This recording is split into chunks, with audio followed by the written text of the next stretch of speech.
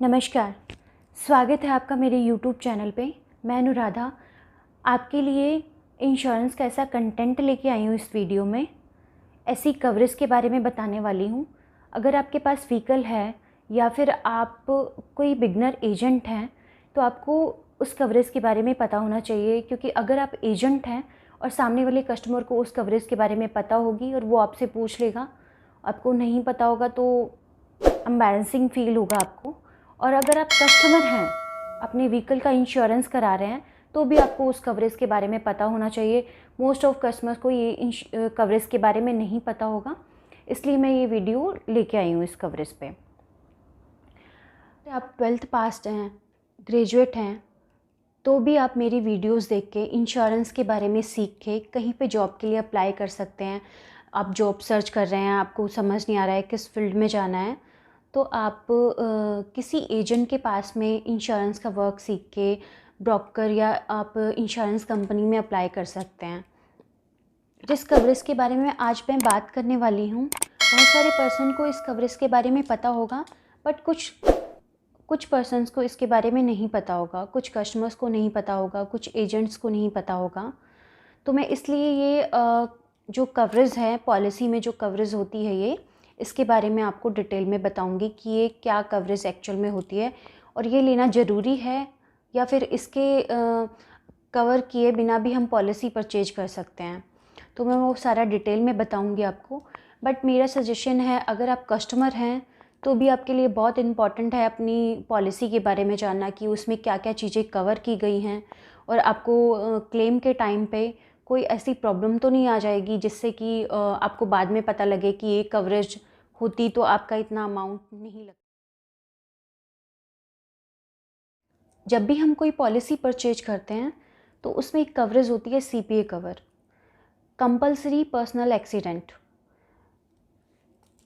आपको इसके नाम से ही पता लग रहा होगा कि ये कंपल्सरी है, तो कोई ऑप्शन ही नहीं बचा कि हम इस कवरेज को अपनी पॉलिसी में ना कवर कराएं। बट हाँ, कुछ सिनेरियो ऐसे हैं जिसमें हमें ये कवरेज लेने की रिक्वायरमेंट नहीं होती है। वो सिनेरियो हैं, 3 सिनेरियो हैं। अगर हमारा व्हीकल किसी कंपनी के नेम पे है, या फिर हाँ, जिस पर्सन के नाम पे जो ओनर हैं, RC में, रजिस्टर RC में ओनर हैं, उनके नाम पे गाड़ी है, उसका लाइसेंस नहीं है उस पर्सन का, तो भी आप ये कवरेज ना लें। थर्ड, सेम पर्सन के नाम पे 2 व्हीकल हैं, मीन्स 3 सिनेरियो में आप CPA कवर ना लें। बट अगर आपके साथ में तीनों सिनेरियो नहीं हैं तो आपको कंपलसरी है कि आप CPA कवर लें, क्योंकि 1988 में CPA कवर को कंपलसरी कर दिया है। उससे पहले जो भी पॉलिसी हम परचेज करते थे उसमें ओनली थर्ड पार्टी था। बट IRDA ने इस चीज़ को ध्यान रखते हुए कि जब भी कोई एक्सीडेंट होता है तो जो ऑनर होता है उनको भी बहुत नुकसान होता है, कुछ मिसहैपनिंग हो जाती है, उनकी डेथ हो जाती है, या फिर कोई ऐसी मिसहैपनिंग हो जाती है कि वो अब अर्निंग नहीं कर सकते हैं। मेन पर्सन है अपनी फैमिली में अर्निंग के लिए, तो इंश्योरेंस कंपनी ने ये कंपलसरी कर दिया है। कवरेज अमाउंट है वो सेम है सभी इंश्योरेंस कंपनी में, 15 लाख का, 15 लाख की कवरेज आपको इसमें दी जाती है। बहुत सारे मेरे फ्रेंड्स जिनको इस कवरेज के बारे में पता है वो ये सोच रहे होंगे कि इस कवरेज के बारे में वीडियो क्यों बनाई आपने, ये कवरेज तो बहुत सिंपल ही है, कंपलसरी पर्सनल एक्सीडेंट, इसके तो नाम से ही पता लग रहा है। पर एक्चुअली 2-3 दिन पहले ही ऐसा हुआ कि मैंने जो पॉलिसी इशू कर रहे हैं उनसे मैंने CPA कवर के बारे में पूछा, उनको ही नहीं पता था। इसलिए मुझे लगा कि ये CPA कवर जो है कंपलसरी है, जो उसके बारे में ही जो पॉलिसी इशू कर रहे हैं एजेंसी में है जो, उनको ही नहीं पता है, तो फिर कस्टमर को भी, बहुत सारे ऐसे कस्टमर होंगे जिनको ये बात नहीं पता होगी, तो उनको भी पता होनी चाहिए। जब भी आप पॉलिसी परचेज करते हैं तो इस चीज़ का ध्यान रखिएगा कि आपकी पॉलिसी में CPA कवर है। अगर कभी ऐसा हो कि आपने पॉलिसी परचेज कर ली हो और आपको मिले कि CPA कवर उसमें नहीं है, तो आप अलग से भी CPA कवर ले सकते हैं। अलग से भी इंश्योरेंस कंपनी ने ऑप्शन दिया है पर्सनल एक्सीडेंट कवर लेने का, तो आप वो ले सकते हैं।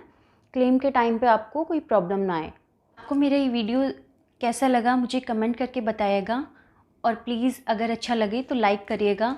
और हाँ, अगर आपको CPA कवर के बारे में अभी भी कुछ डाउट है, आपको कुछ क्लियर करना है, आपकी पॉलिसी में CPA कवर नहीं है, आपको उसकी रिक्वायरमेंट है, तो आप मुझे कमेंट करके बता सकते हैं।